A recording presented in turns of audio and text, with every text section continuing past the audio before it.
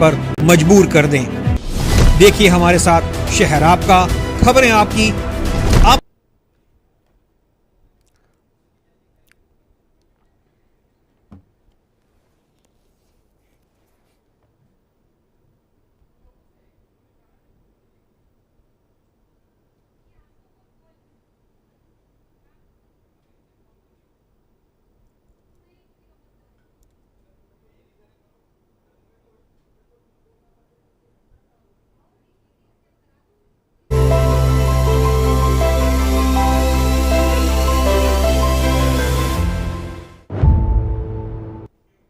नमस्कार, एजेंडा में आपका स्वागत है। आज हम आपके सामने जीएसटी रिफॉर्म पर बात करेंगे।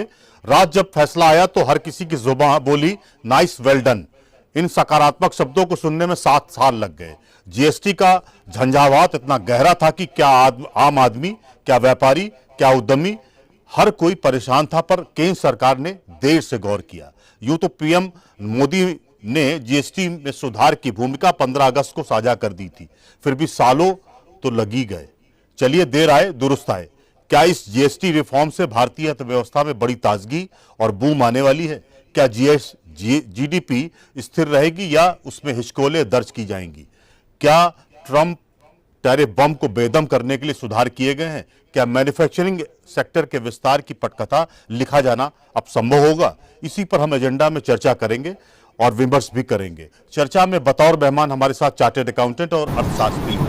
पहले मेहमान चार्टर्ड अकाउंटेंट प्रखर गुप्ता जी होंगे, दूसरे मेहमान चार्टर्ड अकाउंटेंट नितिन ओमर जी होंगे। आप दोनों चार्टर्ड अकाउंटेंट्स को जीएसटी पर खासी महारत हासिल है। तीसरे मेहमान नामचीन अर्थशास्त्री और कानपुर यूनिवर्सिटी के अर्थशास्त्र के प्रोफेसर डॉक्टर उमेश यादव जी होंगे। आप सभी मेहमानों का नमस्कार के साथ स्वागत है। पहले निर्मला सीतारमण जी को सुनिए। There are 4 points which I want you all to take into consideration. All this will be effective 22nd September 2025, which is the first day of Navaratri. The changes in GST rates of all goods, except for pan masala, gutka, cigarettes, chewing tobacco, products like zarda, unmanufactured tobacco, BD, will be implemented with effect from 22nd September 25. Except for these, for all items, the new rates will come into effect from 22nd September. I hope I'm clear on that. But pan masala, gutka, cigarettes, chewing tobacco, products like zarda, unmanufactured tobacco and BD will continue at the existing rates of GST and compensation cess where applicable, till the loan and interest payment obligations under the compensation cess account are completely discharged. I hope I'm clear. Every item will come under the new rate from 22nd September, except for these tobacco related products, which will continue on the 28% and compensation cess where applicable, till such a time we completely repay the loan. Based on this decision of this set of tobacco products continuing till some time, based on that decision, the Union Finance Minister and the Chairperson of the GST Council is actually authorized to decide on the actual date of transition for these tobacco related products as soon as the loan and interest is cleared. प्रखर जी, शुरुआत आप ही से करेंगे। क्या आपको लगता है GST reform सही समय पर लाया गया है या देरी हो गई? एक विपक्ष का इसी में एक साथ और क्लब कर रहे हैं। विपक्ष का आरोप है कि 17 लाख करोड़ रुपए आपने पहले जमा कर लिए और आप राहत दे रहे हैं, तो इसका क्या मतलब हुआ? Prakash ji, please carry on. पहले सभी को मेरा नमस्कार। जैसे आपने पूछा कि क्या ये देर हो गई सरकार को नए जीएसटी रिफॉर्म लाने में, तो कहा जाता है कि देर आए दुरुस्त आए। और सरकार, ऐसा नहीं है कि ये एकदम से कदम उठाया गया है। सरकार की बहुत मेहनत थी, बहुत पुराने जीएसटी काउंसिल मीटिंग अगर हम प्रेस रिलीज उठा के देखें तो सरकार ने कई बार सोचा है कि हम रेट रिफॉर्मेशन पे काम करेंगे। कई बार बहस हुई, नतीजा नहीं निकला, लेकिन अब समय आ चुका था 8 साल बाद कि अब क्योंकि सरकार का जो टैक्स कलेक्शन है वो पुराने टैक्सेशन स्ट्रक्चर को देखे तो बहुत ज्यादा, मैं कहूं तो 2 गुना 3 गुना है। तो सरकार को लग गया था कि जो ये 4 स्लैब चल रहे हैं 5%, 12%, 18%, 28%, कहीं ना कहीं जो एक एजेंडा था, स्लोगन था सरकार का, वन नेशन वन टैक्स का, कि एक टैक्स होगा और एक नेशन में एक ही टैक्स होगा। लेकिन हमें यह भी समझना चाहिए कि ये 4 स्लैब्स क्यों आए। ये इसलिए भी आए क्योंकि ये पूरी जो अर्थव्यवस्था है ये सेंट्रल गवर्नमेंट और स्टेट गवर्नमेंट के द्वारा चलाई जाती है। तो जीएसटी आने के बाद इन दोनों सरकारों को, स्टेट और सेंट्रल गवर्नमेंट को, एक तरीके से कॉन्करेंट पावर दी गई कि टैक्स लेवी करने का। बहुत सारे सरकार ऐसी थी स्टेट गवर्नमेंट की जहां उनको नुकसान हुआ था जीएसटी आने से, क्योंकि जीएसटी क्या है, कंजम्पशन बेस्ड टैक्स। तो कमोडिटीज को देखते हुए, सर्विस को देखते हुए एक टैक्स स्ट्रक्चर बहुत मुश्किल था शुरुआती दौर पे। लेकिन जैसे जैसे समय निकला, जैसे जैसे सरकार को लगा कि टैक्स कलेक्शन अब सही मायने पे सरकार ला रही है, तो अब उनको ये लग रहा था कि अब टैक्स रिफॉर्म की जरूरत है। और मैं ये कहूंगा कि कल की जीएसटी जो काउंसिल मीटिंग है ये एक हिस्टोरिक टैक्स रिफॉर्म है, जो कि आज की डेट में अगर हम देखें तो हो सकता है कि सरकार को एक शॉर्ट टर्म पे एक रेवेन्यू लॉस जरूर होगा, बट ये एक लॉन्ग टर्म पर्सपेक्टिव से बहुत बड़ा हिस्टोरिक चेंज है, बिकॉज ये कहीं ना कहीं टैक्सेशन को सिंप्लीफाई करता है। हम जैसे सिटीजन्स को, जो पब्लिक है, जो आम जनता है, उनको बहुत बड़ी रिहाई देता है। क्यों नहीं देगा रियायत? क्योंकि जब आप टैक्स स्ट्रक्चर को कम करते हैं तो उसका सीधा बेनिफिट किसको जाता है? जनता को जाता है। जब जनता को बेनिफिट आएगा, कैसे जाएगा?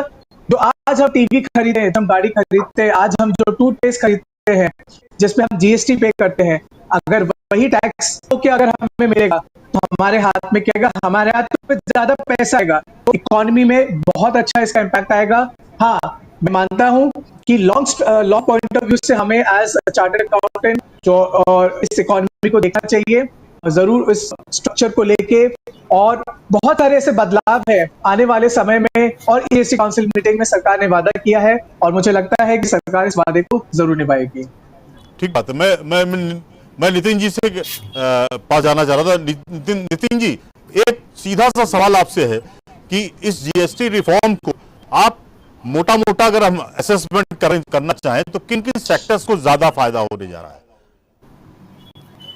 अगर हम लोग सेक्टर वाइज बात करें, सबसे पहले तो मेरा नमस्कार सभी दर्शकों को। नमस्कार सर। न्यूज़ फ्लैश 24x7 के सभी दर्शकों को मेरा नमस्कार। अगर हम सेक्टर वाइज बात करें तो लगभग जो हमारे सेक्टर है, जैसे फूड सेक्टर में जो 12% था हमारा, वो 5% में आ गया है। स्टेशनरी सेक्टर में जो इरेजर्स हैं, पेंसिल्स हैं, नोटबुक्स हैं, वो 5% से हमारा 0% पर आ गया है। तो मेडिकल बॉक्स वगैरह है, इनमें टैक्स रेट कम हो गया है। सबसे बड़ा जो बेनिफिट हो रहा है वो हो रहा है सीमेंटर को। 28% से 18% का टैक्स रेट ह्यूज डिफरेंस है, और इसका सीधा इम्पैक्ट आपको मिलेगा रियल एस्टेट। रियल एस्टेट हमारा एक ऐसा सेक्टर है जहां पर 1% अगर मैं विद रिबेट की बात करूं, और 5% का टैक्स अभी अल्टीमेट कस्टमर को पे करना पड़ता है जी। तो रियल एस्टेट के केस में जो हमारे बिल्डर है, वो जितना भी टैक्स पे करना है वो सब उनके लिए एक प्रकार से कॉस्ट है। तो वहां पर उनको सीधी सेविंग है। 18% रेट होने के बाद आज 28% से सीधे 10% की सेविंग हो जाएगी उनके केस में। दूसरा जो बेनिफिट मिलेगा वो मिलेगा आपको ऑटोमोबाइल सेक्टर को। ऑटोमोबाइल सेक्टर में अभी जो टू व्हीलर है हमारा, उसमें जो 350 सीसी की जो बाइक्स है, उसमें हमारा टैक्स रेट 28 से 18 हो जाएगा। बस थोड़ा सा मैं यहाँ पर गवर्नमेंट से कहना चाहूंगा कि 22 जो डेट है वो थोड़ा सा लेट होगी, क्योंकि आप नीचे लेवल पर इसकी तैयारी करना क्योंकि 82 जो है वो नवरात्र की शुरुआत है, और मेरे कई क्लाइंट्स जो है इस ऑटोमोबाइल सेक्टर में, मतलब एज ए मैं मैन्युफैक्चरर के तो मेरे क्लाइंट नहीं है, बट जो डीलर्स हैं वो क्लाइंट है, और उनकी जो तैयारी होती है दीपावली, वो तैयारी नवरात्रि से स्टार्ट हो जाती है, और उनको स्टॉक नवरात्रि के पहले रखना होता है। तो अगर वो 28% का स्टॉक रखेंगे, फिर उसको 18% पर सेल करेंगे, तो देयर विल बी कि भाई आपको एक ह्यूज अमाउंट जो है वो क्रेडिट का एक्यूमुलेट हो जाएगा, जो उनकी वर्किंग कैपिटल को कहीं ना कहीं जो है इफेक्ट करेगा। ठीक है, क्योंकि जो डीलर्स है वो छोटे डीलर्स भी हैं, कुछ बड़े डीलर्स भी हैं, तो जो ज्यादा परचेज करेंगे उनका हैवी अमाउंट हो जाएगा, छोटे डीलर होंगे उनका थोड़ा कम अमाउंट होगा, बट वो कहीं ना कहीं एक्यूमुलेट हो जाएगा, तो वो परेशान करेगा। तो ऑटोमोबाइल सेक्टर को भी फायदा हुआ है, मेडिसिन सेक्टर को भी बहुत बड़ा फायदा मिला, जिसका सीधा इम्पैक्ट आपको पब्लिक पे देखने को मिलेगा। ज्यादातर दवाइयों में 5% और 0% का टैक्स रेट है, और मेडिकल डिवाइसेस में भी जो रेट है वो 5% का रेट आया है। तो इससे बहुत बड़ा बेनिफिट जो है उस सेक्टर को भी मिल रहा है। तो ऐसे कई सेक्टर्स हैं, रेट वाइज लिस्ट अगर हम देखेंगे तो, और कई सेक्टर हैं जहां पर जो इम्पैक्ट है वो बिल्कुल सीधा देखने को मिल रहा है। ठीक बात है। मैं डॉक्टर उमेश जी के पास जाना। उमेश जी, मतलब आप ओवरऑल इस पूरे रिफॉर्म को आप किस नजरिए से देख रहे हैं? पहला सवाल तो ये है, आपको इकोनॉमी में कहीं ना कहीं आपको लगता है कि इंक्रीजिंग ट्रेंड आप इसको रिपोर्ट करेंगे, या फिर आपको लगता है कि कुछ इसमें अभी बहुत सारी चीजें आनी बाकी हैं, उसका इंतजार किया जाना चाहिए, फिर इस पर असेसमेंट किया जाना चाहिए? क्या आपका क्या नजरिया है डॉक्टर साहब? जी, सभी को मेरा नमस्कार। नमस्कार। जब हम अर्थशास्त्र की दृष्टि से देखते हैं तो किसी व्यक्ति की अगर आय को बढ़ाना हो, हाँ, तो हम उसकी आय दो तरीके से बढ़ा सकते हैं। जी। एक तो हम उसकी सीधे सीधे आय को, सैलरी है या जहां से भी पूंजी आ रही है, उसको बढ़ा करके उसको दे दें। मान लीजिए किसी को 2.5 लाख रुपए मिल रहे हैं और उसकी आय हम बढ़ा करके 3 लाख कर रहे हैं। एक तरीका ये है आय बढ़ाने का। दूसरा तरीका अर्थशास्त्र की दृष्टि से होता है कि वस्तुओं की कीमतें कम हो जाएं, तो भी व्यक्ति की आय में वृद्धि होती है। तो निश्चित रूप से जो जीएसटी में कमी लाई गई है, इससे कहीं न कहीं हर उपभोक्ता की आय में वृद्धि हुई है, और ये एक बहुत अच्छी चीज है। जैसा हमारे प्रखर जी अभी कह रहे थे, मैं तो उस पे एक ही बात है, हुजूर आते आते बहुत देर कर दी जी। व्यक्ति की अर्थव्यवस्था पूरी तरीके से गड़बड़ा चुकी है। कोरोना के टाइम के बाद जी। जो अर्थव्यवस्था थी उससे लगातार उस पे जीएसटी की मार तो पड़ ही रही थी। तो ये काम बहुत पहले करना चाहिए था, बहुत देर कर दी है। वो चीजें अलग है कि उनकी अपनी, जैसे प्रखर जी ने बताया था कि पीछे की काउंसिल होती रही और उनमें वो नहीं तय हो पाया। लेकिन मैं समझता हूं कि सरकार चाहती तो इसको कर सकती थी, लेकिन जब भी किया है ठीक किया है। वाकई जो रोजमर्रा की वस्तुएं हैं उन पर बहुत अधिक असर पड़ा है इसका, और निश्चित रूप से जो हमारा उपभोक्ता वर्ग है, जो उत्पादक वर्ग है, और जीएसटी का व्यापारी वर्ग है, इन सभी को इसका बहुत फायदा मिलेगा जाकर के। और जब इस तरीके के फायदे, जीएसटी टैक्सेस को कम किया जाता है, तो वहां पर उपभोक्ता की बचत बढ़ती है, उत्पादक को उत्पादन करने की प्रेरणा मिलती है, क्योंकि उसकी डिमांड बढ़ जाती है। देखिए, उत्पादक अगर अपने उपभोग पर 100 रुपए खर्च कर रहा है और उसकी कीमतें कम हो जाए, तो वो उस 100 रुपए को कम नहीं करता है, वस्तुओं की क्रय करना ज्यादा, वस्तुओं का क्रय बढ़ा देता है। तो ये एक उपभोक्ता की आदत होती है। तो इस तरीके से निश्चित रूप से अर्थव्यवस्था को एक गति मिलेगी, और उत्पादन, उपभोग, क्रय शक्ति, इन सभी में वृद्धि होगी। तो ये एक फायदेमंद चीज है। बस ये है कि देर हुई है, जो कुछ हुआ ठीक है, देर आए दुरुस्त है, मैं फिर वही कहूंगा। नहीं, ठीक है। प्रखर जी, इस पूरे जीएसटी रिफॉर्म को अगर हम इवैल्यूएट करें, तो क्या आपको लगता है कि परचेजिंग पावर अब आम आदमी की बढ़ने जा रही है? नंबर एक, क्या आपको लगता है कि जीएसटी रिफॉर्म को लेकर प्रॉपर होमवर्क किया गया? क्योंकि इतना बड़ा रिफॉर्म है जिसे मुझे लगता है कि 1-2 महीने में तो ये शट आउट नहीं किया जा सकता है। उसमें तमाम फीचर्स हैं और जिस तरह से गवर्नमेंट ने इसको रखा, एक साथ रखा है, मतलब उसमें रोजमर्रा की वस्तुएं भी सस्ती हुई, इलेक्ट्रॉनिक सामान भी सस्ते हुए, बाकी कृषि यंत्र भी सस्ते हुए। उन्होंने जो सारे सेक्टर्स का जो असेसमेंट करके एक प्रॉपर ब्लूप्रिंट तैयार किया था जीएसटी रिफॉर्म का, क्या आपको लगता है कि उस पर बहुत बड़ी मशीनरी का काम है या उसमें कुछ एक्सपर्ट्स ने भी अपनी अपनी राय दी होगी?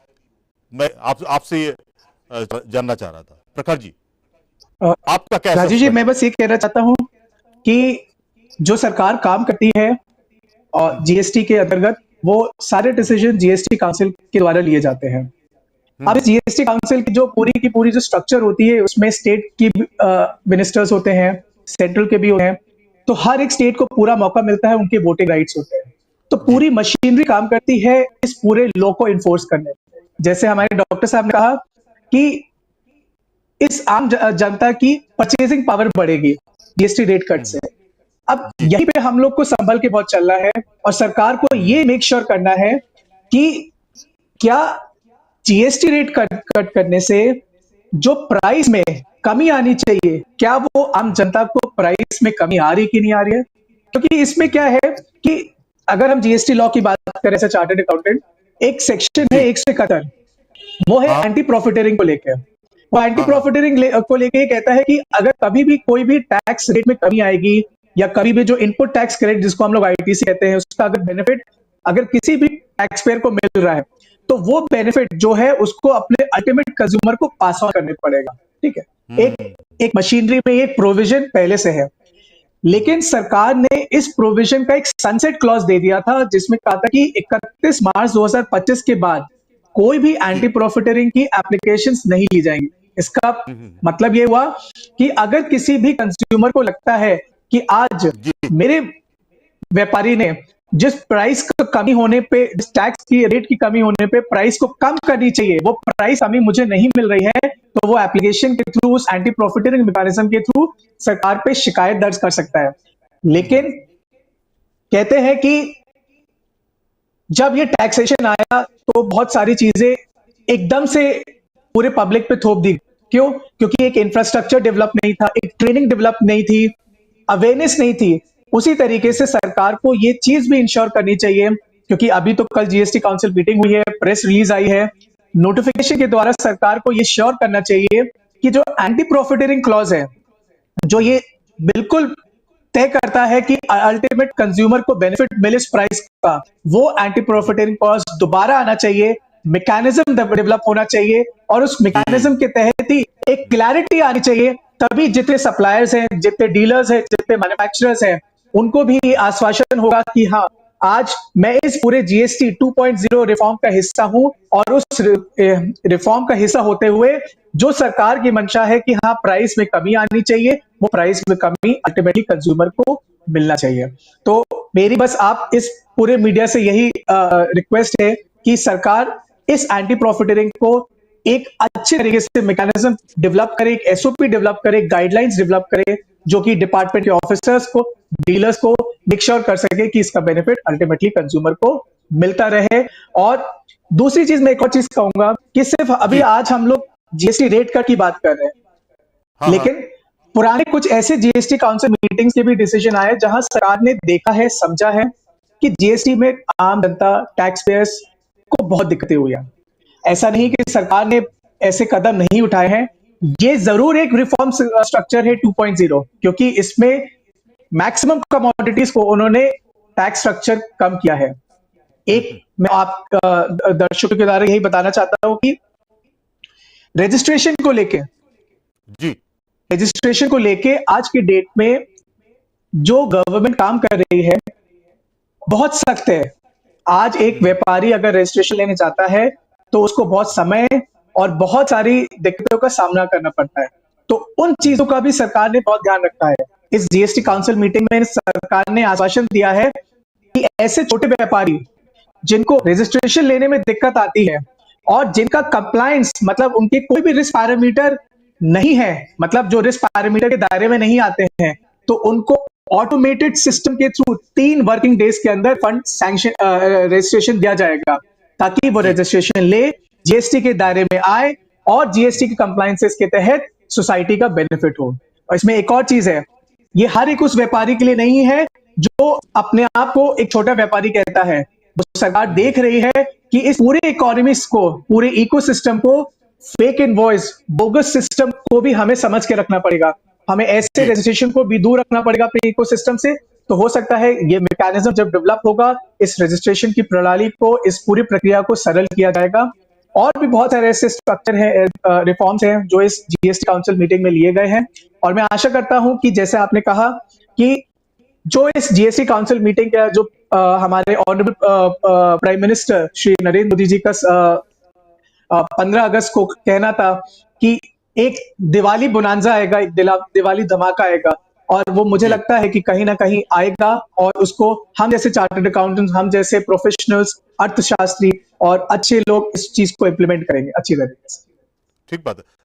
मैं नितिन जी की बात, मैं प्रखर जी की ही बात को थोड़ा सा नितिन जी आपसे मतलब बढ़ाना चाह रहा था।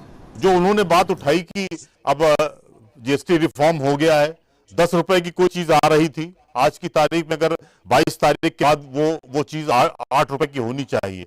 2 रुपए का जो मार्जिन है वो मुझे लगता है जो प्रोडक्ट का निर्माता है वो उसको ठीक करेगा या नहीं करेगा, या 10 रुपए में उतनी ही चीज हमें देता रहेगा।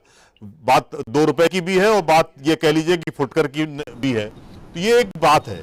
दूसरी चीज ये कि रिफॉर्म तो हमने कर दिया, लेकिन व्यापारियों के पॉइंट ऑफ व्यू से जो जीएसटी हम भरते हैं, रिटर्न भरते हैं, उसमें तमाम सारे कॉम्प्लिकेशंस हैं। मान लीजिए उसमें तो तमाम सारी ऐसी चीजें कि आज जो नियम था वो पिछले साल कुछ और था, उसमें तमाम सारे अमेंडमेंट आए। हम ये जो प्रक्रियाएं जटिल हैं जीएसटी की, इस पर रिफॉर्म में बहुत सारा फोकस नहीं किया गया है। कुछ सेक्टर को उन्होंने छुआ है, लेकिन अगर इस पर देखा जाए कि प्रक्रियाओं को सरल किया जाए, वैसा कुछ नहीं हुआ। आपको क्या लगता है कि ये अभी और चलेगा, या इसमें इस तरह की बातें अभी गवर्नमेंट के लेवल पे आनी बाकी रह गई? नितिन जी जैसा कि प्लीज कैरी ऑन सर। जैसा कि आप कह रहे हैं, हाँ, आप कह रहे हैं कि जीएसटी रिफॉर्म में रिटर्न फाइलिंग की जो प्रक्रिया है उसको लिए कोई बात नहीं कही गई। तो रिटर्न फाइलिंग की जो प्रक्रिया है ये दिन ब दिन जीएसटीएन अपने आप उसको जो है वो सिंप्लीफाई कर रहा है। जैसे कि अगर हम 3B की बात करें तो 3B में भी जो है ऑटोमेटिक एंट्री आ रही है। आपका पहले 1 और 3B जो है मैच करने की सबसे बड़ी प्रॉब्लम आती थी, आज की डेट पर वो खत्म हो गई है। तो वो काम मेरे हिसाब से इस रिफॉर्म में इतना जरूरी नहीं था। लेकिन हाँ, जो इन्होंने एक अच्छा काम किया है इस रिफॉर्म में, जो ट्रिब्यूनल जो इतने दिनों से ऑपरेशन में नहीं आ रही थी उसको इन्होंने डेडलाइन दे दी है। तो वो एक अच्छा काम किया है कि ठीक है, वो 25 जून तक जो है आपको जो नेक्स्ट जून तक जो है वो आपको सारे केस भी उसकी भी डेडलाइन दे दी है कि आपको जो है अप्लाई कर देना है, अपील सबमिट कर देनी है। तो वो एक काम अच्छा किया है। ये रिफॉर्म बहुत जरूरी था, क्योंकि जो है किसी भी टैक्सेशन में, या मैं कहूँ कि न्याय प्रक्रिया में देरी नहीं होनी चाहिए, क्योंकि देर से मिलने वाला न्याय भी अन्याय जैसा ही होता है। तो वो अगर काम अभी भी हुआ है, 7 साल बाद हुआ है, तो मैं समझ रहा हूँ कि लेट तो हो ही चुका है, लेकिन हाँ फिर भी आ चुका है, आ गया है। इस बार उन्होंने उसकी डेडलाइन दे दी है और केस भी सुनवाई शुरू कर दी जाएगी, पहली चीज। दूसरी चीज जो आपने कही कि उसका जो पास ऑन करेंगे या नहीं करेंगे, तो उसके लिए भी कल जैसा कि जो है उन्होंने अपनी स्पीच में बोला भी है कि एंटी प्रॉफिटरिंग जहां तक जो है फिर से उसका जो सनसेट है वो खत्म होगा और एंटी प्रॉफिटरिंग प्रोविजन फिर से अप्लाई होगा।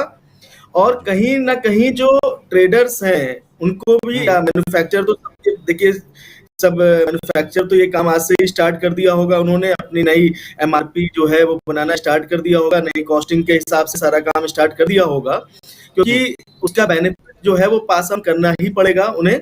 अदरवाइज एंटी प्रॉफिटरिंग प्रोविजंस के फिर उनके ऊपर जो है उसके ऊपर कार्रवाई की जाएगी, तो वो उससे बचना चाहेंगे, वो उसके ऊपर नहीं जाना चाहेंगे।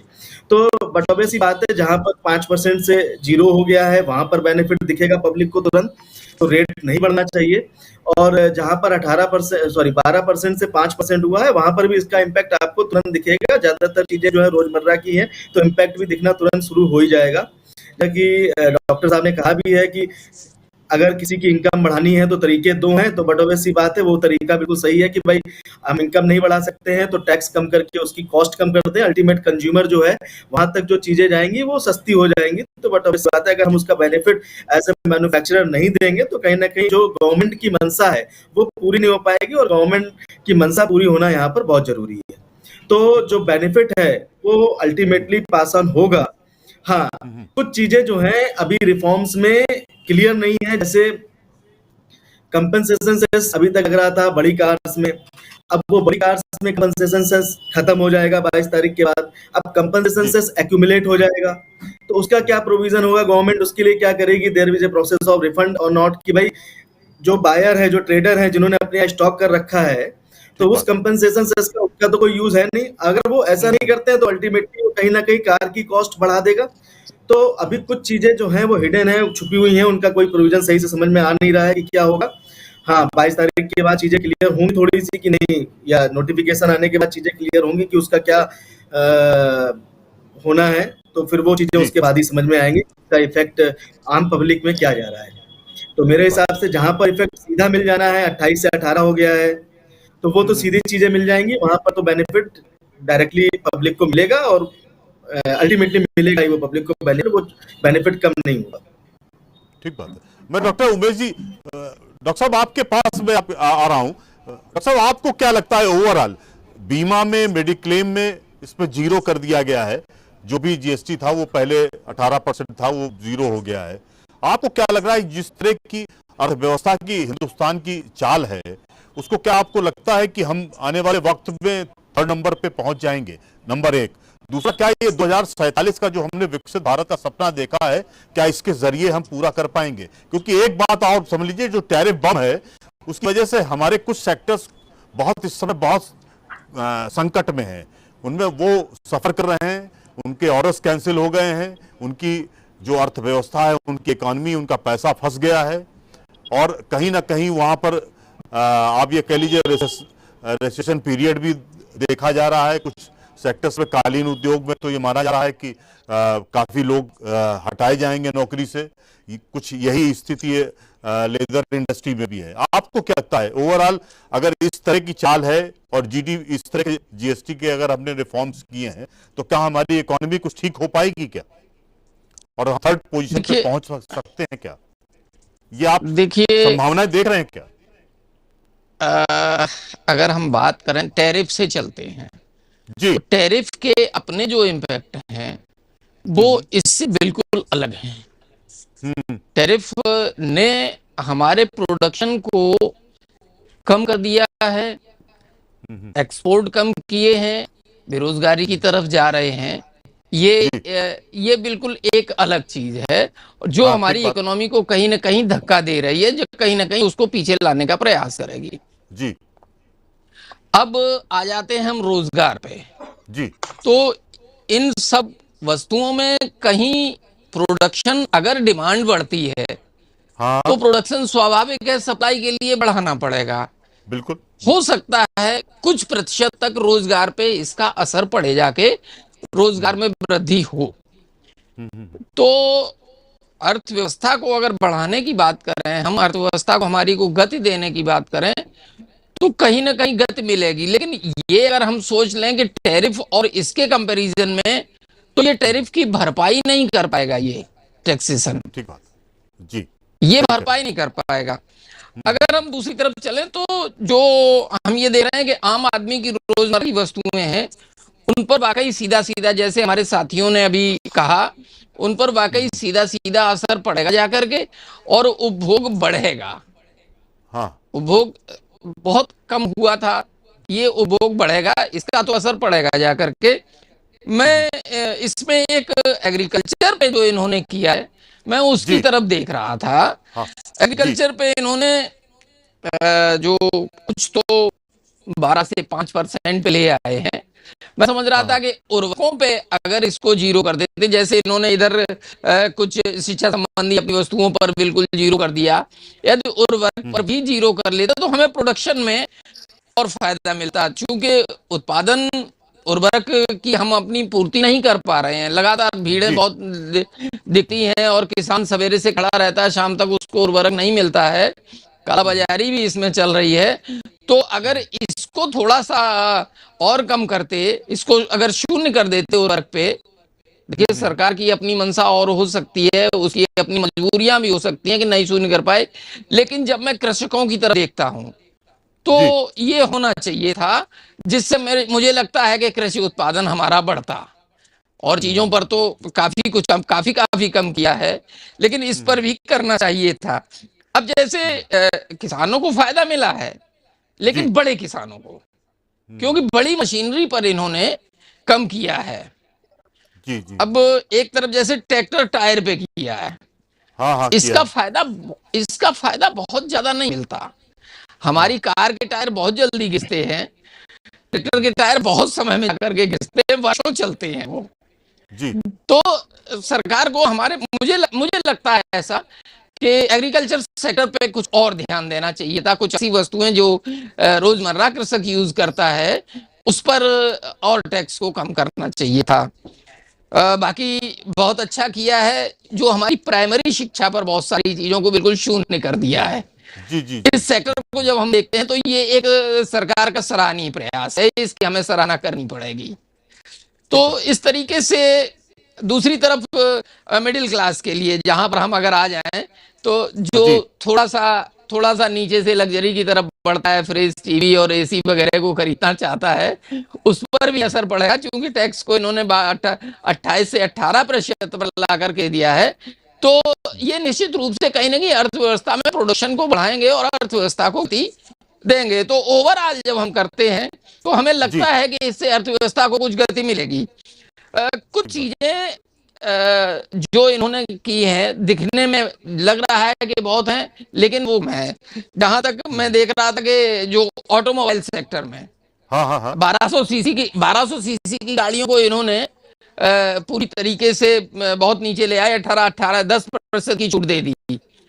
लेकिन दूसरी तरफ आज अगर हम 1200 सीसी की गाड़ियां खरीदते हैं तो दूसरी तरफ मिडिल से ऊपर की ओर थोड़ा सा बढ़ा है, वो व्यक्ति 1500 सीसी की गाड़ी खरीद रहा है। अब इस समय मिनिमम 1000 और 1200 सीसी की गाड़ियां हैं जो कम है, 1500 सीसी की तरफ बढ़ रहा है। उसको इन्होंने एसयूवी, जो कॉम्पैक्ट एसयूवी है, वहां पर लाकर किया है और उसको 40% पे ले जाकर के खड़ा कर दिया है। 40% का स्लैब दिया है जी, 40% का स्लैब दिया है जी। एक चीज बहुत कम समझ में आ रही है, जैसे इन्होंने कहा कि 1500 सीसी और 4000 mm, ये थोड़ा सा टेक्निकल मामला है। 1500 सीसी की कोई भी गाड़ी 4000 mm की रेंज में है ही नहीं। एक आध गाड़ी, हम लोग आज बात कर रहे थे कई लोग, एक वेन्यू है जो कम है, बाकी 1500 सीसी गाड़ी है जो है वो सारी पूरी 4000 mm से ऊपर चली जा रही है। तो इसका लाभ मुझे लगता है कि यहाँ पर सरकार को सोचना चाहिए था और इसको थोड़ा नीचे रखना चाहिए था। इससे एक सेक्टर को थोड़ा और बढ़ावा मिलता और आम आदमी की रेंज में ये गाड़ियां भी होती। ठीक है। तो ओवरऑल अगर जब हम सोचते हैं तो हमें अर्थव्यवस्था में गति तो मिलेगी। जी आपके मैं प्रकाश जी आपसे जानना चाह रहा था, प्रकाश जी, दो चीजें हैं। हमारे देश के बारे में कहा जाता है कि हम सर्विस सेक्टर पे ज्यादा फोकस करते हैं। हम सर्विस सेक्टर, हम सर्विस प्रोवाइडर ही हैं, हम मैन्युफैक्चरिंग हब नहीं बन पाए अभी तक। क्या आपको लगता है इस पूरे सिस्टम से कहीं आपको दिख रहा है कि मैन्युफैक्चरिंग सिस्टम हमारा कहीं ना कहीं इंक्रीज होगा, जो हम लोग चीजों का निर्माण करने की दिशा में आगे बढ़ेंगे? क्या आपको लगता है मैन्युफैक्चरिंग जो हम चाह रहे थे, बहुत दिनों से इकोनॉमिस्ट बात कर रहे थे कि हमें मैन्युफैक्चरिंग बढ़ानी पड़ेगी, क्या ये रिफॉर्म उस दिशा में बढ़ता हुआ कदम आप देख रहे हैं क्या? Please carry on sir. Rajesh ji, बिल्कुल आपने सही कहा है कि जितना अहम रोल यहाँ मैन्युफैक्चरिंग सेक्टर का है, उतना ही रोल सर्विस सेक्टर का है, क्योंकि बहुत सारी ऐसी चीजें हैं जो सर्विस इंडस्ट्री को बिलोंग करती हैं। और अगर हम पूरे जीएसटी स्लैब को देखें तो उसमें मुख्यतः जितनी भी सर्विस होती है वो 18% की कैटेगरी में ऑलरेडी इस पे जीएसटी लग रहा है। और अगर हम इसको पुराने लॉ से सर्विस टैक्स से कंपेयर करें तो पुराने लॉ में सर्विस टैक्स पहले 12 था, फिर 15 आया, तो मैक्सिमम 15% पे गया था। तो जब जीएसटी आया तो ऑलरेडी सर्विस इंडस्ट्री को 18% का हिट मिल चुका था, 3% का ऑलरेडी हिट उनको मिल चुका था। अब जैसे आपने बात की मैन्युफैक्चरिंग सेक्टर की, अब मैन्युफैक्चरिंग सेक्टर में क्योंकि मुख्यतः जिसमें मैन्युफैक्चरिंग सेक्टर इन्वॉल्व होता है वो होती है उसकी कमोडिटी, होती है उसकी गुड्स। अब जब गुड्स की बारी आई तो अब गुड्स के जब अधिक रेट ऑफ टैक्स होते हैं, 5 है, 12 है, 18 भी है, 28 भी है। अब एक मैन्युफैक्चरिंग सेक्टर में अगर हम सर्विस का कंपोनेंट देखें तो सर्विस का कंपोनेंट उतना ज्यादा नहीं होता है, ठीक है, वो कमोडिटी का ज्यादा होता है। और कमोडिटी में जब इतने वेरिएशन ऑफ रेट्स होते हैं तो कहीं ना कहीं वो प्राइस ऑफ कमोडिटी को इन्फ्लुएंस करता है, क्योंकि वो उस कॉस्ट का पार्ट बनता है। और जीएसटी जितना कहा गया है कि ये वन नेशन वन टैक्स है, आईटीसी जो इनपुट टैक्स क्रेडिट एक सीमलेस फ्लो ऑफ टैक्स की तरह काम करेगी। पुराने सालों में देखा है कि जैसे बहुत सारे ऐसे एक ऐसे एसएससी की बात करें जो एक मॉल चला रहा है। अब मॉल चलाने के लिए, उस मॉल को बनाने के लिए जितनी भी हमारी इनपुट्स या जितनी हमारी सर्विसेज लग रही है वो हमारी कहीं ना कहीं उस सर्विसेज का, उस इनपुट्स का हमें इनपुट टैक्स क्रेडिट नहीं मिलता है, ठीक है। एक सरकार ने लॉ के अंदर एक प्रोविजन है जिसमें कहा गया कि इसको इनपुट नहीं मिलेगा। जी ये मैटर क्योंकि बहुत बड़ा था, टैक्स एप्लीकेशन उसका बहुत ज्यादा था, ये मैटर हाई कोर्ट से जाके सीधे supreme court, honourable supreme court तक पहुंचा था। ऑनरेबल सुप्रीम कोर्ट का जब ये डिसीजन आया इस चीज पे तो कहीं ना कहीं हम लोग को रियायत मिली, देखी कि हाँ सुप्रीम कोर्ट सोच रहा है कि इस हर केस को आईटीसी को ब्लॉक नहीं करना चाहिए, क्योंकि वो इंडस्ट्री स्पेसिफिक होता है। जो इंडस्ट्री जिसका सर्विस एलिमेंट बहुत ज्यादा होता है उस इंडस्ट्री का, जो कि डायरेक्टली रिलेटेड होती है हमारी उस आउटपुट से, उसका बेनिफिट आईटीसी का इनपुट का मिलना चाहिए। अब जब ये ऑनरेबल सुप्रीम कोर्ट जजमेंट आया तो हम चार्टर्ड अकाउंटेंट्स, हम प्रोफेशनल्स में कहीं ना कहीं एक बहुत बड़ा डिलेमा था कि हम अपने एसएससी को, हम अपने क्लाइंट्स को क्या दें, क्या एडवाइस करें कि आप जो इनपुट टैक्स क्रेडिट नहीं ले पा रहे थे, आप इस डिसीजन के बाद क्या ले पाएंगे। जी लेकिन सरकार ने कुछ ही समय बाद उस सरकार ने अपने उस प्रोविजन को, उस लॉ को ही चेंज कर दिया और उस सुप्रीम कोर्ट के डिसीजन को, जिसको safari retreat honourable supreme court का डिसीजन है, उसी को ओवरटर्न करते हुए ये क्लैरिटी दे दी कि अब उस इनपुट टैक्स क्रेडिट का बेनिफिट वो इंडस्ट्री नहीं ले सकती है। तो सरकार चाहती है कि वो उस बेनिफिट दे, लेकिन सरकार के पास बहुत ऐसी कैलकुलेशंस है जहां उनको जो आप कहते हैं ना कि हम कॉम्पनसेशन सेस की बात हो रही है, 28% टैक्स स्ट्रक्चर की बात हो रही है, तो जो टैक्स कलेक्शन मिलता है अगर हम इन टैक्स स्ट्रक्चर को इसको कम करेंगे या उसका इनपुट टैक्स क्रेडिट अलाउ करेंगे जिसमें बहुत बड़ा इंपैक्ट इकोनॉमी में आता है, तो इस चीज में सरकार हमेशा एक कैलकुलेशन रखती है, सोचती है, विचार करती है, तभी उसके ऊपर आता है। नो डाउट मैन्युफैक्चरिंग सेक्टर को बहुत बड़ा बूस्ट मिलेगा इस जीएसटी रिफॉर्म पे। सर्विस इंडस्ट्री को मुझे नहीं लगता उसका रिफॉर्म मिलेगा, क्योंकि सर्विस इंडस्ट्री ऑलरेडी एक 18% स्लैब पे चल रही है, वो आज भी 18% पे है। हाँ, कुछ सेक्टर ऐसे हैं जहां उन्होंने थोड़ा सा टच किया है, लेकिन मुझे नहीं लगता है कि सर्विस इंडस्ट्री को उतना ज्यादा बेनिफिट मिलेगा जितना मैन्युफैक्चरिंग सेक्टर। ठीक बात है। मैं नितिन जी, मैं आपसे जानना चाह रहा था, जो बहुत सारी चीजें सस्ती हो गई हैं, आपको क्या दिख रहा है कि पैक्ड फूड जो हमारे सामने है इस समय, उस पर रेस लगी हुई है, तमाम कंपनियां उसमें आ गई हैं, क्या उस इंडस्ट्री को अब कहीं ना कहीं पूरा जीवन दान मिलने जा रहा है? क्या बूस्टअप हो जाएगा, उसमें कंपटीशन भी बढ़ेगा?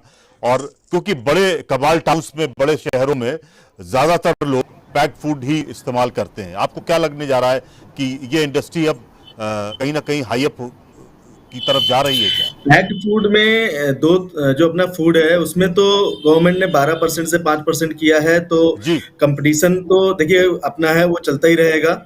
हाँ, ये बात जरूर है कि कुछ रेट कम हो जाने से कुछ इसका फर्क जो है वो रिटेल कस्टमर को मिलेगा, लेकिन जो बेवरेजेस हैं वहां पर आपका टैक्स रेट जो है वो गवर्नमेंट ने बढ़ाया है, 28% से 40% किया है। पहले भी उस पे सेस लग रहा था, तो ऑलरेडी 40% के लगभग टैक्स था ही उन पर, बट उसको उसी पैरेलल गवर्नमेंट ने फिर से उनको 40% में डाला है, तो उनके लिए तो कोई ऐसा खास बेनिफिट नहीं है।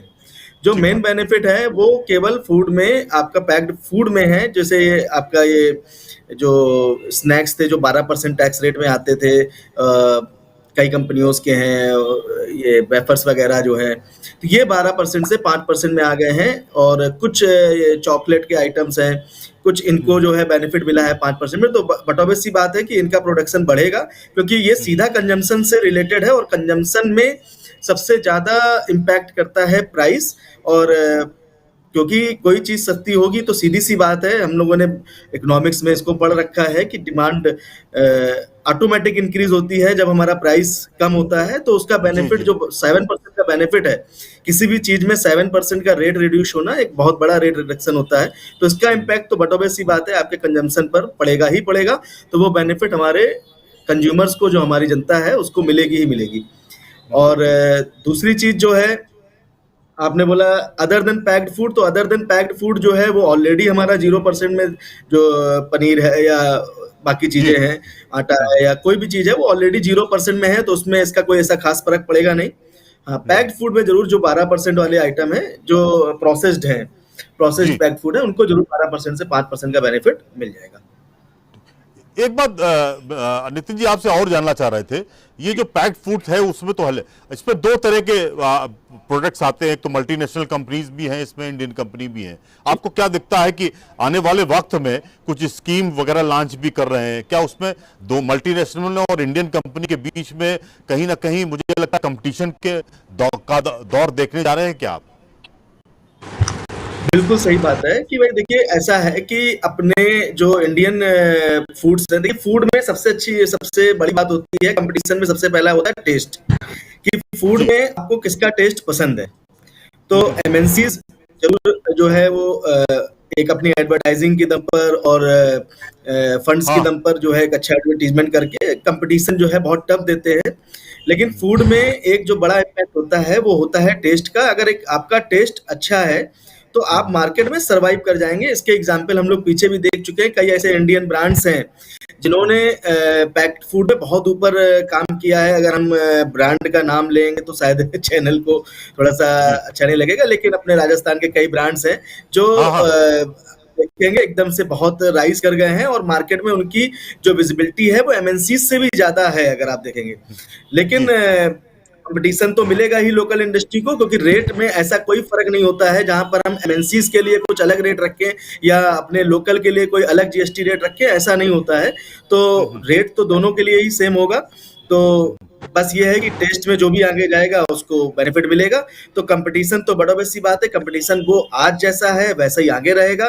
तो वो कंपटीशन को इस जीएसटी रिफॉर्म से अगर ना देखें तो मेरे हिसाब से अलग चीज होगी। हाँ, जो मैंने बात पहले कही है कि बेनिफिट तभी प्रोडक्शन को मिलेगा कि भाई आपने जो प्रोड्यूस करना है, कहीं ना कहीं आपके जो कस्टमर हैं वो कहीं ना कहीं, देखिए सीधे से एक जो हैबिट है, जो अभी हमारे डॉक्टर साहब ने भी बोला कि जो कस्टमर की हैबिट है कि अगर कोई चीज आपको सस्ती मिल रही है तो बट ऑब्वियसली बात है उसका कंजम्पशन बढ़ता है। तो पैक्ड फूड में वो चीज आपके जो रेगुलर कस्टमर हैं, कहीं ना कहीं आज 1 रुपए की मतलब अगर कोई 10 डिमांड है तो डिमांड बात है 11 होगी, 12 होगी, तो वो ऑटोमेटिक बढ़ जाएगी due to reduction in price. जैसे हम एक छोटा सा एग्जांपल लेते हैं इसमें, जैसे मान लीजिए हमारा पैक्ड फूड से हटके जैसे हमारा सीमेंट में जैसे रेट कम हुआ है, तो अगर हम कंस्ट्रक्शन करने जा रहे हैं तो एक नॉर्मल सा होता है कि जब हम कंस्ट्रक्शन कॉस्ट जोड़ते हैं तो हम लोग ये देख लेते हैं भाई ये काम अभी हम रोक देते हैं और सीमेंट थोड़ी सी महंगी है या कंस्ट्रक्शन कॉस्ट महंगी आ रही है। लेकिन अगर हाँ, अब अगर ये 10% का फर्क आएगा तो कहीं ना कहीं जो काम हम रोक रहे थे वो काम भी हम एक लास्ट कंज्यूमर जिसके पास थोड़े पैसे कम हैं और कंस्ट्रक्शन अपने बजट के हिसाब से कर रहे हैं, तो उस बजट में थोड़ा सा कंस्ट्रक्शन वो जो है वो बढ़ाकर करेंगे। और जो चीज रोक रहे थे कि अभी 1 फ्लोर रोक देते हैं या आधा फ्लोर रोक देते हैं, ये कमरा अभी नहीं बनवाते, वो अभी जरूर उसको जो है कंजम्पशन बढ़ जाएगा। तो उसका बेनिफिट अल्टीमेटली कहीं ना कहीं आपके इंडस्ट्रीज को, मैन्युफैक्चरिंग हब को जरूर मिलेगा। हाँ, जो प्रखर जी ने बात कही कि जब हम लोग सर्विस टैक्स एरा में थे तो वहां पर हम प्रोफेशनल्स को या कोई भी जो सर्विस प्रोवाइडर है वहां पर वो 15% जीएसटी दे रहे थे। तो मैं ये फिर से कहूंगा कि उनके ऊपर सबसे बड़ी मार हुई थी 2017 में, जब उनके ऊपर 18% जीएसटी आया था और उनकी जो सर्विसेज हैं वो महंगी हुई थी और उसका अल्टीमेट जो लास्ट कॉस्ट बढ़ी थी वो कंज्यूमर की बढ़ी थी, क्योंकि अपने इंडिया में सर्विस सेक्टर है भी बड़ा। तो उसके देखते हुए मुझे ये उम्मीद है कि गवर्नमेंट इस चीज को कभी एक अपने रिफॉर्म्स में जरूर डाले कि जो सर्विस टैक्स है, जो जीएसटी में गुड्स एंड सर्विस टैक्स में जो सर्विस का रेट है, it should be reduced from 18% to any below rate, जो भी गवर्नमेंट को सही लगे तो वो उस रेट पर आना चाहिए, क्योंकि उसको हम गुड्स से कंपेयर नहीं कर सकते हैं। आपके गुड्स के शेड्यूल अलग है, 5% 28% है, सर्विस को भी आपने 5% 18% है, सर्विस को भी आपने 18% में रख रखा है, जो कि रेट थोड़ा सा लिटिल बिट अगर सर्विस के पॉइंट ऑफ व्यू से देखें तो थोड़ा ज्यादा होता है। फिर इसका इम्पैक्ट कहीं ना कहीं जो है दूसरी चीजों में देखने को मिलता है, वो लोग बिल नहीं लेते हैं या बिल में कुछ कंपनसेशन करके कुछ ऐसा करके फिर वो उसको जो है चेंजेस करने की कोशिश करते हैं। मैं डॉक्टर उमेश जी के पास जा रहा हूं। उमेश जी, आपको क्या लगता है, मैं अदर देन इस रिफॉर्म से इतर बात कर रहा हूं, क्या आपको लगता है कि ये जो चुनाव आने वाले हैं बिहार के और फिर बंगाल के और उसके बाद गुजरात और यूपी लगा हुआ है, आपको क्या लगता है ये रिफॉर्म उस पर इंपैक्ट डालेगा? क्या आपको लगता है विपक्ष की नींद उड़ी हुई है क्या? देखिए सरकार बहुत सारे काम जी अपने चुनाव को देखते हुए किया करती है। हाँ, ठीक कह रहे हैं। और जी आप देखें कि जो अन्य देश हैं वो हाँ। अगर कोई काम करते हैं तो वो वक्त को देखते हुए करते हैं। हमारे यहाँ ये देख के किया जाता है कि कौन सा त्योहार आ रहा है, ठीक कह रहे हैं आप। कौन सा त्योहार आ रहा है, और उस त्योहार पर हम छूट दें, जिससे कि जो हमारी धर्म से संबंधित जनता पूरी तरीके से जो धर्म के प्रति अपनी आस्था रखती है, वो सरकार के लिए तुरंत ही ये कह देती है कि नहीं, ये काम बहुत अच्छा किया, देखिए नवरात्रि में किया है, सरकार बहुत अच्छी है और इसका कहीं ना कहीं बेनिफिट तो मिलेगा ही जा करके। तो ये जो हो रहा है, देखिए अभी जो पिछला सिनेरियो चल रहा था, सरकार ने कहीं ना कहीं अपने डैमेज को इससे कंट्रोल करने का प्रयास किया है। सरकार की साख लगातार गिर रही थी और उस साख को बचाने के लिए ये ऐसी चीज लाए हैं जिसकी कहीं पर भी आलोचना नहीं की जा सकती है। ठीक कह रहे हैं। इस कार्य की कहीं आलोचना नहीं की जा सकती है। हमारे जैसे जो अर्थशास्त्री ढूंढते रहते हैं कि कहाँ पर कमी है, हम वो कमी आज उतनी नहीं ढूंढ पा रहे हैं, निकालने का प्रयास जरूर कर रहे हैं, लेकिन ये दाव सरकार ने ऐसा चला है जिसका बेनिफिट हालत में मिलेगा जाकर के सरकार को, इसमें कोई शक नहीं है। विपक्ष हमारा खूब चिल्लाता रहे कि हमने ये काम बहुत पहले होना चाहिए था और क्यों नहीं, ये नो डाउट ये काम होना चाहिए था पहले, इसमें कोई शक नहीं है, लेकिन आज किया है, जनता आज देखती है।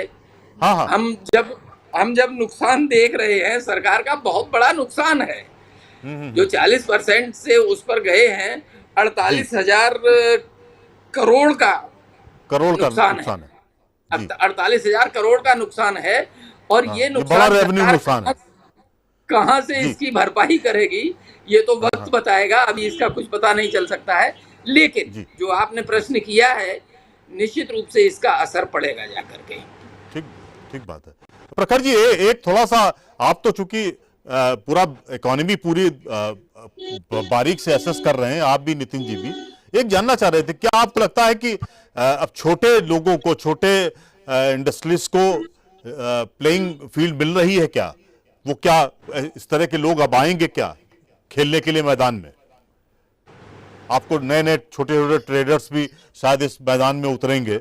मुझे लगता है कि वो चाहे वो रोजमर्रा की चीजें हो या फिर किसी और तमाम, क्योंकि उन्होंने रिफॉर्म तो बहुत सारे सेक्टर्स में किया है। आपको क्या लग रहा है कि छोटे प्लेयर्स भी अब इस फील्ड में आने जा रहे हैं क्या? इस तरह का इंडिकेशन आपको दिख रहा है क्या? Please carry on sir. Rajiv ji, बिल्कुल मैं कहना चाहता हूं कि जितने भी छोटे व्यापारी हैं जो इस पूरे जीएसटी के इकोसिस्टम से कहीं ना कहीं थोड़ा डरते थे कि अगर हम जीएसटी रजिस्ट्रेशन ले लेंगे तो उनके जो कंप्लायंसेस हैं, जो रिटर्न फाइलिंग के इतने जो कॉम्प्लेक्सिटीज हैं, या जो टैक्स की जो इतनी टफनेस को देखते हुए वो कहीं ना कहीं इस पूरे सिस्टम से बाहर रहना चाहते थे। और एक डर व्यापारी का ये भी रहता था कि अगर हम जीएसटी में आ जाएंगे तो जो एक हैरेसमेंट होता है वो कहीं ना कहीं हैरेसमेंट का उनको फेस करना पड़ेगा। तो इससे होता क्या है कि आप एक ही सोसाइटी में दो वर्ग क्रिएट कर रहे हैं। एक ऐसा वर्ग जो आना चाहता है लेकिन आता नहीं है, क्यों? क्योंकि वो डरता है इस चीज पे। एक ऐसा व्यापारी है जो ऑलरेडी रजिस्टर्ड है, लेकिन वो देखता है कि वो क्योंकि रजिस्टर्ड है वो टैक्स पे कर रहा है, लेकिन उसके सामने वाला उससे ज्यादा कमा रहा है लेकिन वो टैक्स नहीं पे कर रहा है। तो कहीं ना कहीं इस जीएसटी सिस्टम पे, इस पूरे सिस्टम को शुरुआत में जो एक सिस्टम बनना चाहिए था, जिस मजबूती के साथ इस सिस्टम को आना चाहिए था, उसको पूरा बिगाड़ा है बोगस और फेक इनवॉइसिंग ने, या फेक जितने भी रजिस्ट्रेशन होते हैं उन्होंने। तो मैं समझता हूं कि इस जीएसटी रिफॉर्म जो 2.0 आ रहा है, ठीक है, उसमें जो जीएसटी रेट कट की बात की गई है, जो रिफंड को सरलता की बात की गई है, जो रजिस्ट्रेशन, जो मैंने आपसे कहा कि रजिस्ट्रेशन 3 वर्किंग डेज में ऑटोमेटिकली दे दिया जाएगा, ठीक है, कि अगर आपका रिस्क पैरामीटर नहीं है, अगर आप ज्यादा सप्लाई नहीं करेंगे, तो ऐसे को देखते हुए कहीं ना कहीं एक कॉन्फिडेंस सरकार बनाना चाह रही है। कहीं ना कहीं वो एक ब्रिज की तरह काम कर रही है कि हाँ ठीक है, अगर मैंने इस पूरे रिफॉर्म को, इस पूरे स्ट्रक्चर को कहीं ना कहीं ईज डाउन किया, तो हम उस व्यापारी को जोड़ सकेंगे जो व्यापारी डरता है इस पूरे सिस्टम में आने के लिए। और हम प्रोफेशनल्स की बहुत बड़ी जिम्मेदारी बनती है, क्योंकि मैं अपने क्लाइंट्स को, प्रोफेशनल अपने सीसीज को एडवाइस करता हूं कि आप आइए इस जीएसटी सिस्टम पे। जितना ही कॉम्प्लिकेटेड है, हाँ नो डाउट कॉम्प्लिकेटेड है, लेकिन अगर आप सही तरीके से काम करेंगे तो लॉन्ग रन पे आपको बहुत बेनिफिट मिलेगा। क्योंकि रजिस्ट्रेशन लेने से, टैक्स देने पे, क्योंकि जितना आप सरकार, एक व्यापारी टैक्स देता है, कॉमन पब्लिक टैक्स देता है, उसका पूरा एक डायरेक्ट इंपैक्ट इकोनॉमी पर पड़ता है। क्योंकि जो इकोनॉमी पे जो टैक्स का जो पैसा आता है, वो उस इकोनॉमी को बढ़ाने पे, इकोनॉमी के इंफ्रास्ट्रक्चर को डेवलप करने पे बहुत बड़ा रोल प्ले करता है। तो मुझे लगता है कि कहीं ना कहीं कॉन्फिडेंस डेवलप करना चाह रही है सरकार। और चाहे वो सरकार ने इनकम टैक्स एक्ट जो अभी नया जो इस पे प्रपोज है, चाहे आरबीआई ने रिसेंटली जो आरबीआई ने अपने पॉइंट्स रेट कट्स किए हैं, उन सबको देखते हुए कहीं ना कहीं सरकार बहुत कोशिश कर रही है पब्लिक का सपोर्ट जीतने में, और इस पूरे इनडायरेक्ट टैक्स स्ट्रक्चर को, डायरेक्ट टैक्स स्ट्रक्चर को कहीं ना कहीं सरल करने के लिए। मुझे लगता है कि कहीं ना कहीं, और ये बहुत बड़ा, कहते हैं कि इस जीएसटी काउंसिल मीटिंग को अगर हम ये देखें कि रिफॉर्म तो आज हुए हैं, लेकिन कहीं ना कहीं ये आने वाले दिनों में बहुत लोग को एम्पावर करेगी, क्योंकि उसने लेबर इंटेंसिव जितनी इंडस्ट्रीज हैं, एग्रीकल्चर इंडस्ट्रीज हैं, हेल्थ केयर इंडस्ट्रीज हैं, उनको बढ़ावा दिया है। और आने वाले समय में जिस तरीके से क्लैरिफिकेशन सरकार लाएगी, चाहे वो डिस्काउंट्स को लेके हो, चाहे वो रिफंड्स को लेके हैं, तो मुझे लगता है कि सरकार पूरी तरीके से इस मंशा से है कि वो कहीं ना कहीं कंज्यूमर्स का कॉन्फिडेंस जीत सके। ठीक बात है। मैं नितिन जी, मैं उन्हीं की बात पर, प्रकाश जी की बात को आगे बढ़ा रहा हूं और समअप भी करेंगे डिबेट को। एक बेसिक प्रॉब्लम है, आप भी फेस करते होंगे और व्यापारी भी फेस कर रहा है। इंस्पेक्टर राज पर फोकस करते हुए कोई पॉलिसी क्यों नहीं बनाई जा रही? जीएसटी में इतनी इंस्पेक्टर राज तो अभी भी बहुत सारा चल रहा है, जीएसटी में चल रहा है, जीएसटी में बहुत ज्यादा प्रभावी है। इस पर फोकस करते हुए, इस पर कीन होना चाहिए मुझे लगता है अब सिस्टम को और गवर्नमेंट के लेवल पे। इस पर क्या आपको लगता है, कहां संशय है, कहां थोड़ा सा हिच है जिसके कारण गवर्नमेंट अपने पैर पीछे कर लेती है? Please carry on sir. नहीं राजेश जी, ऐसा नहीं है कि इंस्पेक्टर राज पूरी तरह से हावी है क्या कि देखिए, जैसे अगर अभी हम प्रखर जी ने भी बताया कि अगर हम रजिस्ट्रेशन पर ही जाएं, तो रजिस्ट्रेशन की जो प्रोसेस 3 दिन का ऑटोमेटिक रजिस्ट्रेशन किया है इन्होंने, इससे कहीं ना कहीं जो आपका एक चीजें हो रही थी मार्केट में, वो चीज कहीं ना कहीं एंड आएंगी। तो ये उन्होंने ये भी इसमें किया है कि अगर आपको उसमें डिक्लेयर करना होगा कि आपका जो एनुअल टैक्स लायबिलिटी है वो कितनी आएगी, तो उसके अकॉर्डिंग अगर छोटी टैक्स लायबिलिटी है तो आपको 3 दिन में ऑटोमेटिक रजिस्ट्रेशन मिल जाएगा। तो फिर इसमें सीधी सी बात है, जो आपने पहली बात उठाई थी कि छोटे लोगों को हम चाहते हैं कि वो लोग जीएसटी से जुड़ें, तो वो चीज इसमें जुड़ेंगे तो इसमें फायदा होगा ही होगा, छोटे लोग आएंगे जीएसटी से जुड़ेंगे, पहली चीज। दूसरी चीज, अगर आप हम कहें पूरी तरह से इंस्पेक्टर राज, तो पूरी तरह से ऐसा कोई इंस्पेक्टर राज नहीं है। और अगर हम कहें कि पूरी तरह से नहीं है, तो हम ये भी नहीं कह सकते कि पूरी तरह से इंस्पेक्टर राज नहीं है। तो इंस्पेक्टर राज है, जहां पर जरूरी है वहां पर है। और ऐसा नहीं है, कई बार क्या होता है कि में एक भ्रम भी फैल जाता है, जैसे कहीं पर क्या है कि कुछ स्पेसिफिक रिक्वायरमेंट है गवर्नमेंट की और किन्हीं लोगों पर फोकस किया है उन्होंने कि यहाँ पर कुछ गड़बड़ हो रही है और वहां पर जाना जरूरी है, ऑफिसर्स को वहां पर जाना जरूरी है। तो वहां पर ही ऑफिसर्स पहुंचते हैं। ऐसा नहीं है कि अगर आप अगर अपना काम सही से कर रहे हैं, आप अपने, क्योंकि जीएसटी में सबसे अच्छी चीज क्या है, सेल्फ असेसमेंट टैक्स है। यहाँ पर ऐसा नहीं है कि आपको जो है जाकर वहां पर असेस कराना है टैक्स, तब जाकर असेस होगा। तो वहां पर सेल्फ असेसमेंट टैक्स है, तो पहली चीज कि इंस्पेक्टर राज वहीं से खत्म हो जाता है, जब आपको जिम्मेदारी मिली हुई है कि आपको अपना टैक्स असेस करना है और जमा करना है। तो पहली चीज वहीं से खत्म हो जाती है कि भाई इंस्पेक्टर राज वहां पर नहीं है। तो अब हमारी लायबिलिटी क्या है, जब मुझे खुद असेस करना है तो मुझे सही से असेस करना है और उतना टैक्स जमा करना है। तो अगर मैं देखूं, अगर आप अपना काम सही से कर रहे हैं तो आपके ऊपर जरूरी नहीं है कि आपके ऊपर कोई पेनाल्टी या इम्प्लीकेशन, या आपके ऊपर जबरदस्ती कोई अधिकारी प्रेशर बनाए कि नहीं आप इसका टैक्स जमा कराइए, और इसका जो है आपके ऑफिस में या आपके शॉप पर कोई जबरदस्ती जाकर जो है इस तरह की रेड, या आपसे कोई अगर हम उसको हिंदी भाषा में कहें तो उगाही नाम का वर्ड जो यूज किया जाता है, तो उस तरह का कुछ नहीं है।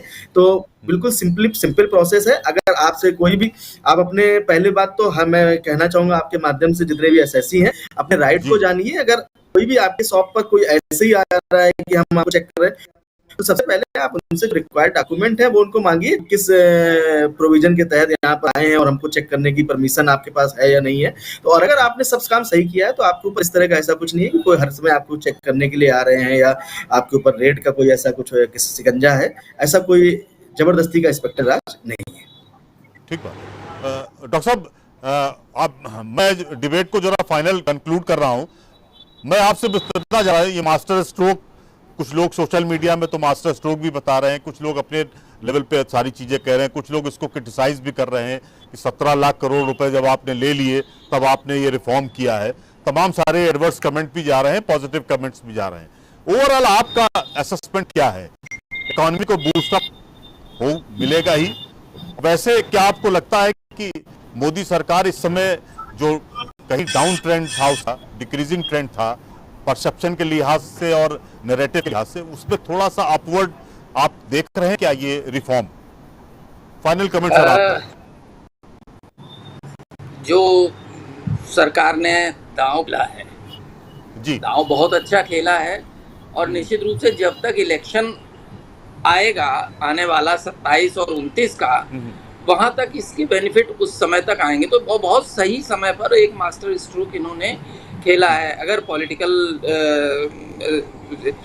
सेंस में हम उस बात को कहें तो। जी जी, इसमें कोई शक नहीं है कि इन्होंने बहुत अच्छा अपना एक पासा फेंका है और इसका फायदा भी मिलेगा। दूसरी तरफ मैं एक तरफ और जाना चाहता, हमारे दोनों साथियों ने जिस चीज को कहा, सर्विस सेक्टर पर एक बार ध्यान देना पड़ेगा।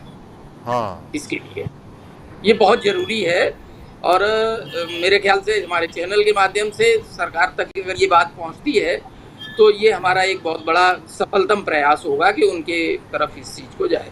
तो नहीं आपने बहुत बढ़िया सजेशन रखा है। नहीं डॉक्टर साहब, मैं नितिन जी और प्रखर जी आपसे भी फाइनल कमेंट चाह रहा था। नितिन जी, पहले आप मतलब संक्षेप में मुझे जानना चाह रहे थे, ये कदम आप ओवरऑल इसको कितना नंबर देना चाह रहे हैं आप?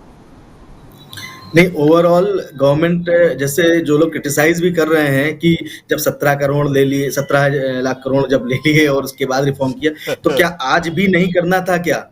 तो एक किसी भी स्टेज में करेंगे तब आप ये कहेंगे कि नहीं ये इतने ले लिए तब किया है, इतने ले लिए तब किया है, तो वो इतना मटेरियल नहीं है।